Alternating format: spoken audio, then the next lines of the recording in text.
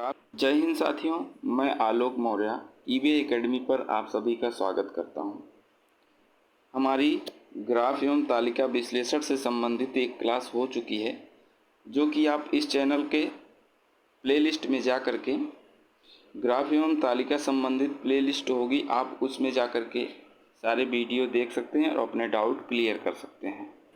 तो आज हम पुनः एक बार ग्राफ का ही क्वेश्चन लेके आए हैं और इसको अच्छे से समझेंगे तथा सॉल्व करने की कोशिश करेंगे। कि पहले तो हम क्वेश्चन को देखेंगे कि क्वेश्चन में कह क्या रहा है। क्वेश्चन में कह रहा है कि एक वस्तु यक्स है जिसका आयात 2013 से लेकर 19 के मध्य करोड़ों में किया गया। यानी कि कोई वस्तु यक्स है जिसका आयात हम विभिन्न वर्षों में कर रहे हैं। जैसे 2014-15 में 700 करोड़, 2014-15 में 900 करोड़, 2015-16 में 1200 करोड़, 2016-17 में 1200 करोड़, 2017-18 1300 और इसी तरह से 2018-19 में 2000 करोड़ का आयात किया गया। तो ग्राफ के क्वेश्चन सॉल्व करने का सबसे अच्छा तरीका यही होता है कि सबसे पहले हम ग्राफ को समझें कि ग्राफ में कह क्या रहा है। तो ये देखिए, यहाँ पे करोड़ में ये शब्द लिखने का मतलब ये है कि जो आयात हो रहा है वो करोड़ों में हो रहा है। क्योंकि करोड़ों को अगर एक साथ जैसे 2000 करोड़ अगर हमको लिखना पड़ेगा तो यानी कि ज़्यादा यहाँ डिजिट आएंगी तो थोड़ा सा ये जो फिगर है वो अच्छा नहीं लगेगा, इसलिए उसने 2000 लिख करके यहाँ पे करोड़ दे दिया है। यानी कि हमको समझना है कि ये जो 2000 है उसके आगे हमको करोड़ जोड़ना है, यानी कि 2000 करोड़ होगा। तो हमारा जो इसमें जो लगाना है हमको क्वेश्चन, सबसे पहले हमको क्वेश्चन को अच्छे से रीड करना होगा कि इस क्वेश्चन में कहा क्या रहा है कि सभी वर्षों के लिए वर्ष दर वर्ष यक्स के आयात की वृद्धि का औसत है। यानी कि सभी वर्षों के लिए वर्ष दर वर्ष, ये पॉइंट आपको पकड़ना है कि ये कह क्या रहा है कि वर्ष दर वर्ष यानी कि प्रत्येक वर्ष जो वृद्धि हो रही है उसका औसत निकालना है।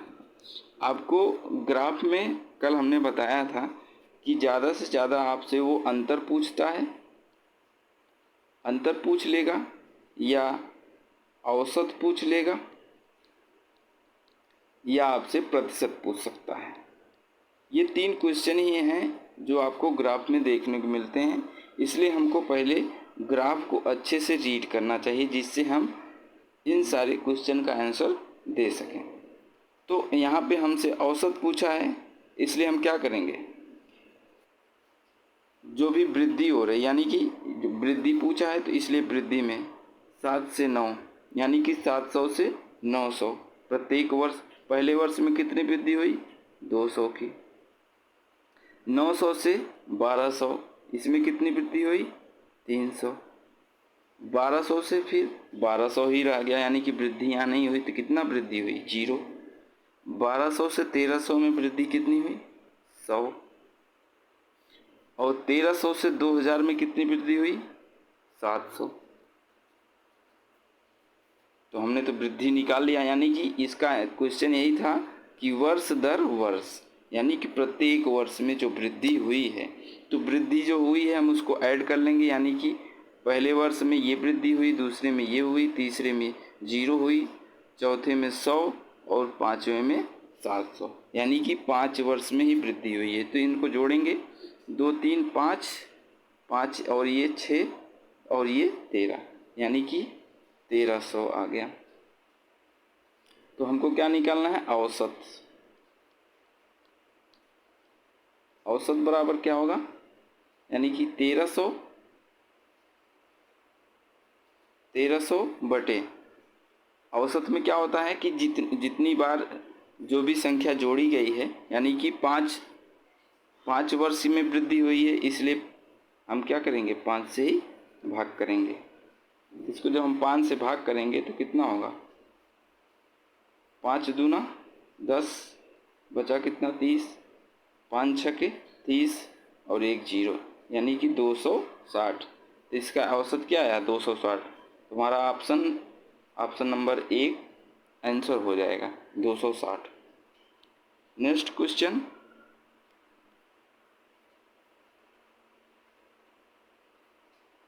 दूसरे क्वेश्चन में कह रहा है कि विगत कितने वर्षों में यक्स का आयात यक्स के औसत आयात से अधिक था। यानी कि हमसे यहाँ पे ये पूछा है कि यक्स के औसत आयात से अधिक था, यानी कि यक्स का औसत आयात हमको पता करना है। यक्स का औसत आयात क्या होगा, यानी कि यक्स द्वारा जो आयात किए गए हैं प्रत्येक वर्ष में उसी को ऐड करना है। यानी कि पहले वर्ष में हमने देखा है 700, फिर 900, फिर ये 1200, फिर से 1200, फिर 1300, फिर 2000। यानी कि ये यक्स द्वारा आयात किए वर्ष हैं। यानी कि हम इसको ऐड कर देंगे, इसको ऐड कर देंगे, फिर इसको और फिर इसको, फिर इसको। औसत हमसे पूछा है, वहाँ पे वृद्धि औसत पूछा था, इसलिए हम पहले वृद्धि निकाले थे, फिर उनको ऐड करके औसत निकाले थे। यहाँ सिर्फ डायरेक्ट आपसे यक्स का औसत आयात पूछा है। यानी कि 7 और ये 9, 9 7 16, 16 और 12 28, 28 और 12 40, 40 और 13 53, 53 और 20 73। यानी कि 7300 रुपये पूरा आयात हुआ है। 7300 रुपये नहीं, 7300 प्लस कितना, 1000, इसमें करोड़ होता है। यानी कि करोड़ ये आपका अंडरस्टूड है। 7300 करोड़ आपका ये आयात हुआ है। और कितने वर्षों में आयात हुआ है, 1 2 3 4 5 6। यानी कि हमको इसको किससे डिवाइड करना पड़ेगा, 6 से। तो देखेंगे कि 6 से जब इसको डिवाइड करते हैं तो 6 का भाग इसमें एक बार जाएगा, 6 1 के 6 और बचेगा 13 हो जाएगा, 6 दूना 12, फिर से 1 बचेगा, फिर 6 के 6 बचेगा 4, 6 36, फिर से बचेगा 4, फिर हो जाएगा 6 बार, 6 36, फिर से बचेगा 4, फिर से हो जाएगा 6 36। यानी कि जो इसका औसत आ रहा है 1216.66, 1216.66। तो हमको ये याद रखना है कि इसका औसत क्या है, 1216.66। लेकिन क्वेश्चन में हमसे ये पूछा है कि इसका औसत से कितना अधिक है। यानी कि विगत कितने वर्षों में यक्स का आयात जो ये हो रहा है 2000, 1300, 1200, ये इसके औसत से कितना अधिक है। यानी कि ये 1216.66 से कितने वर्ष ऐसे हैं जो 1216.66 से ज़्यादा आयात किए गए हैं। तो इसके लिए हमको यहाँ देखना है कि 1200 कितना आया था, 1216.66। यानी कि अब हमको यही ध्यान रखना है कि 1216.66 है, तो ऐसे कितने वर्ष हैं जिसमें ये इससे ज़्यादा है। तो 1216 से ये कम है, ये नहीं है, 1216 से ये भी कम है, 1216 से ये भी कम है और ये भी कम है। 1216.66 से ये ज़्यादा है और ये भी ज़्यादा है। तो हमें 2 ही वर्ष ऐसे दिख रहे हैं जो 1216.66 से ज़्यादा आयात हुआ है। यानी कि हमारा आंसर क्या हो जाएगा, 2 हो जाएगा। नेक्स्ट क्वेश्चन में हम देखेंगे, सबसे पहले तो क्वेश्चन को बहुत अच्छे से पढ़ना है, क्योंकि क्वेश्चन में कुछ भी नहीं है। कभी कभी कैलकुलेटिव आता है लेकिन कभी कभी नहीं भी आता है, इसलिए क्वेश्चन को देख करके भी हम आंसर कर सकते हैं। और हम इस 5 क्वेश्चन होते हैं आपके ग्राफ में, तो हर ग्राफ को में जो भी आता है, जैसे औसत एक में निकाल लिया, एक में हमने अंतर निकाल लिया, तो वो हमारे अगले क्वेश्चन में भी काम कर सकता है। तो यहाँ पे देखते हैं क्वेश्चन में क्या बोल रहा है कि यक्स के औसत आयात से अधिक आयात और यक्स के औसत आयात से कम आयात के वर्षों का अंतर। यानी कि जो यक्स का औसत आयात आया था, अभी हम क्या निकाले थे, 1216.66। ये यक्स के यक्स के जो औसत आयात है, यक्स का जो औसत आयात था वो उसका मान है 1216.66। तो ये कह रहा है क्वेश्चन में कि यक्स के औसत आयात से अधिक आयात, यानी कि अधिक आयात, और यक्स के औसत आयात से कम आयात, यानी कि ऐसे कितने वर्ष हैं जो इसके औसत आयात से ज़्यादा हो रहे हैं, यानी कि ज़्यादा होने वाले 2 वर्ष हैं, और यक्स के औसत आयात से कम वाले वर्ष कितने हैं, 1 2 3 4, यानी कि 4 वर्ष हैं। 4 वर्ष में कम आयात हो रहा है और 2 वर्ष ऐसे हैं जिसमें औसत आयात से ज़्यादा हो रहा है। तो हमसे पूछा क्या था, अंतर, इन दोनों का अंतर। तो अंतर मीन्स माइनस कर लेंगे। तो 4 में से हम जब 2 माइनस करेंगे तो कितना आएगा, 2। तो हमारा आंसर हो जाएगा 2, option number C. Next question,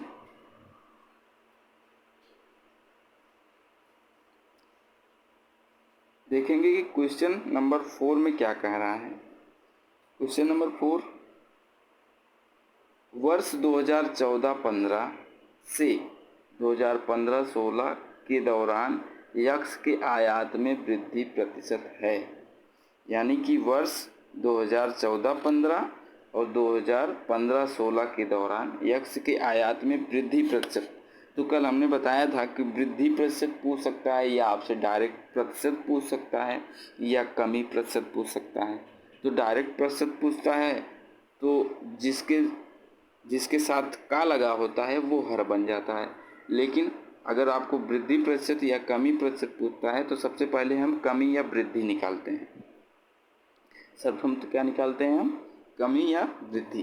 तो देखते हैं कि ये क्वेश्चन में कौन से ईयर की बात कर रहा है, 2014-15, यानी कि 2014-15 और 15-16 में कह रहा है कि यक्स के आयत में वृद्धि प्रतिशत। तो देखेंगे कि 2014 और 2015-16 में कितनी वृद्धि हुई। तो सबसे पहले वृद्धि देखेंगे, 900 था फिर 1200 हो गया, 9 3 12, यानी कि 300 की वृद्धि हुई है। तो यहाँ पे लिखेंगे वृद्धि प्रतिशत बराबर 300, यानी कि सबसे पहले है तो हमें वृद्धि या कमी निकालनी पड़ती है। अगर हमसे कमी पूछा होता तो हम 1200 में से 900 घटाते, तब भी हमारी कमी कितनी आती, 300 आती। और अगर वृद्धि पूछा है तब भी 900 से 1200, यानी कि 300 ही बढ़ा है। तो ये पहले तो वृद्धि हो गई, वृद्धि निकल गई। अब जो हर में क्या मान आएगा ये हमको ध्यान रखना है कि पूछा है यहाँ पे वृद्धि। तो जब वृद्धि प्रतिशत पूछता है तो वृद्धि हमेशा कम से ज़्यादा की तरफ होती है, यानी कि जो वृद्धि हुई है वो 900 से 1200 हुई है, ना कि 1200 से 900 हुई है। तो हमारा आंसर क्या होगा, नीचे हमारा हर में क्या आएगा, 900 आएगा, क्योंकि वृद्धि किस पे हो रही है, 900 पे हो रही है, ना कि 1200 पे हो रही है। तो इसको जब हम और प्रतिशत में निकालने के लिए क्या करते हैं, 100 से गुणा करते हैं। तो हम इसको थोड़ा सा और सिंप्लीफाई करते हैं, इसको काटते हैं, 0 से 0, 0 से 0 कट गया, और हम 3 से इसको डिवाइड करते हैं, 3 1 जा 3, 3 3 जा 9, यानी कि ऊपर आ गया 100 और नीचे 3। तो जब हम इसको सॉल्व करेंगे तो आएगा 3 3 का 9 बचा 1, फिर से 10, फिर 3 3 का 9 बचा 1, दशमलव लगाएंगे, फिर 3 3 का 9, यानी कि 33.3%। ये जो हमारा आंसर आएगा, यानी कि 33.3% की वृद्धि हुई है 2014-15 से 2015-16 के बीच, यानी कि ऑप्शन नंबर बी हमारा राइट आंसर हो जाएगा। नेक्स्ट क्वेश्चन,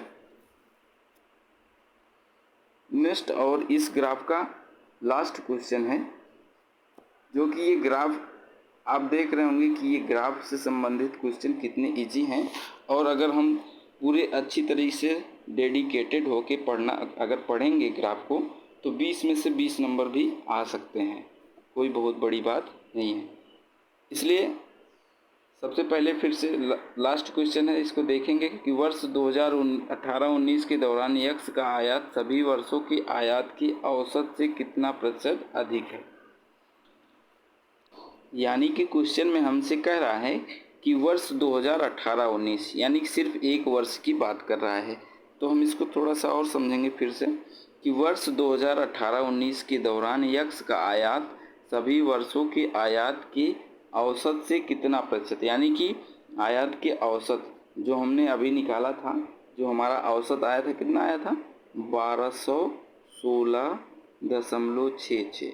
तो देखिए एक बार हम निकाले हैं और इसका यूज बार बार हर प्रश्न में हो रहा है, तो यानी कि एक बार मेहनत करने से बार बार उसका यूज हो जा रहा है। तो जो भी क्वेश्चन होते हैं एक दूसरे से रिलेट करते हुए होते हैं, इसलिए ये क्वेश्चन, ये जो 5 क्वेश्चन आते हैं आपके ग्राफ के, वे करना बहुत आसान हो जाता है। यहाँ क्वेश्चन में कह रहा है कि जो 2018-19 के दौरान यक्स का आयात, यानी कि 2018-19 के दौरान यक्स का आयात कितना है 2000। कह रहा है कि 2000 यक्स का आयात सभी वर्षों के आयात की औसत से कितना प्रतिशत अधिक है। यानी कि अधिक के लिए अभी हम क्या बताए थे कि 2000, जैसे 2000 है और ये औसत आयात है, तो इन दोनों में बीच में पहले प्रतिशत अधिक पूछा है, तो पहले क्या निकालेंगे कि कितना ये अधिक है। तो सबसे पहले इसका अधिक पता करेंगे कि ये कितना अधिक है, तो इसमें से माइनस करेंगे तो कितना आएगा 2000 में से 1216, क्योंकि ये 2000 बड़ा है और ये 1216 छोटा है, इसलिए हमेशा अंतर किस में से निकलता है, बड़े में से छोटे का निकलता है। तो जब हम इसको माइनस करेंगे तो हमारे पास आएगा 783.34, 783.34, यानी कि अंतर, जब वृद्धि या कमी पूछे सबसे पहले तो अंतर निकालना है, तो हमने अंतर निकाल लिया। अब ये कौन सा नंबर हर में आएगा ये हमसे पता करना है। ये हमारी ये एक टास्क होता है कि ये हर में क्या आने वाला है।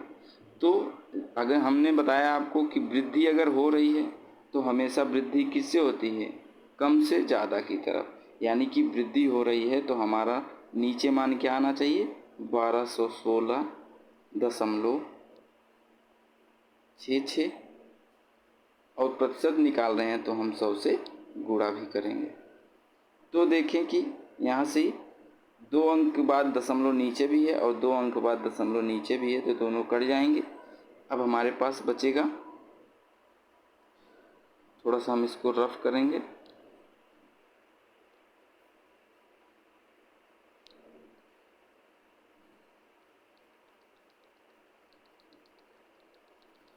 तो हमारे पास बचेगा, अब हम दशमलव को वहाँ पे दशमलव को हटा चुके हैं, तो हमारे पास बचा है सिर्फ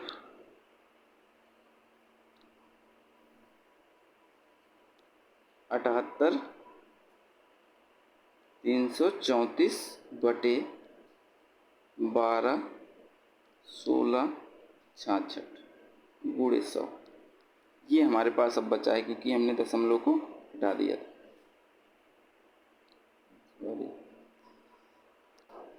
अब हम इसको सॉल्व करेंगे, तो सबसे पहले हम इसको 2 से काटते हैं, 2 से काटेंगे, 2 तियाँ 6, 2 9 18, 2 1 के 2, 2 6 12, 2 7 14, और नीचे भी उसी संख्या से काटेंगे, 2 6 12, 0 बढ़ाएंगे, फिर से ये 16 हो जाएगा, 2 8 16, 2 तिहाई 6 और 2 तिहाई 6, यानी कि अब हमारा मान आ जाएगा 39,167/60,833, यानी कि अब हम 100 से ऊपर गुणा कर देंगे तो 39,167 और 2 जीरो भी हो जाएगा बटे 60,833। तो थोड़ा सा क्वेश्चन आपको ये कैलकुलेटिव लग सकता है, क्योंकि एक तो क्वेश्चन आएगा ही थोड़ा सा कैलकुलेटिव, लेकिन हम इसको भी और अच्छे तरीके से ऑप्शन, अगर हम देखें ऑप्शन से कर लेंगे इसको तो ये हो जाएगा। नीचे क्या हो रहा है 60,000। अगर हम इसको पूरा ही 60,000 मान लें, मान लीजिए 60,000 है, 60,833 के बजाय 60,000 मानते हैं हम इसको।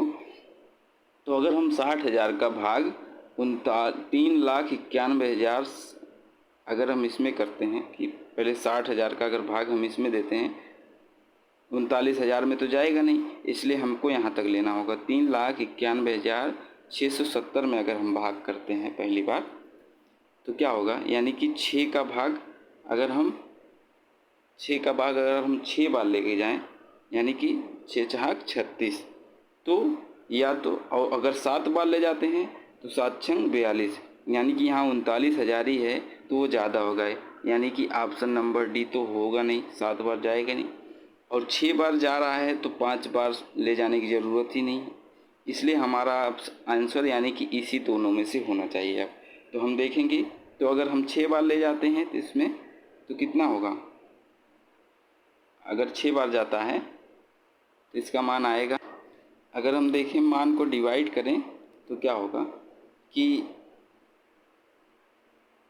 3,91,000 यानी 39,16,700 को अगर हम डिवाइड करते हैं किससे, 60,833 से, तो हमारा भागफल क्या आएगा। पहली बार तो 6 बार जाएगा, तो 6 से जब गुणा करेंगे 6 त्रिक 18, 6 त्रिक क्या आएगा 18, और 6 त्रिक 18 1 19, 6 त्रिक 18 1 19, 8 छंग 48, 48 1 49, 49 में 9 यहाँ होगा, बचेगा 4, 6 और का 0 का मल्टीप्लाई होगा तो 0 आएगा, तो यहाँ पे हो जाएगा 4, और 6 छहाक 36,